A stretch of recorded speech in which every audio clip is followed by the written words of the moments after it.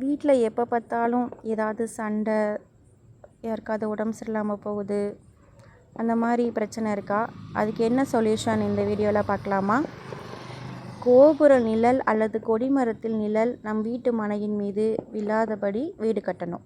பெருமாள் கோயில் பின்புறம், சிவன், கணபதி கோயில் எதிர்ப்புறம் வீடு கட்டவே கூடாது. முட்கள் உள்ள செடியை வீட்டில் வளர்த்தா எப்போவுமே பணம் தங்கவே தங்காதுங்க.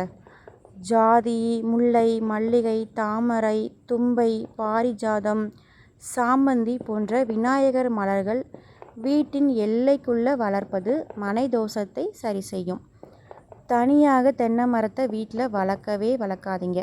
முக்கியமாக ஒற்றை பனைமரம் உள்ள இடத்துல வீடு கட்டவே கட்டாதீங்க. வீட்டின் வாசலில் அல்லது நிலக்கதவை திறந்தவுடன் முருங்கை மரம் அல்லது மாமரத்தை பார்க்கக்கூடாது. நன்றாக வளர்ந்த வேப்ப மரத்தை அது திரும்பவும் வளராதபடி நம்ம வெட்டிட்டோன்னா அந்த வீட்டில் உள்ள ஒற்றுமை, சந்தோஷம், ஆரோக்கியம் எல்லாமே கெட்டுரும். நன்றி. சேனலை சப்ஸ்கிரைப் பண்ணுங்கள், லைக் பண்ணுங்கள். இதே மாதிரி நிறைய வீடியோஸை பாருங்கள். தேங்க்யூ.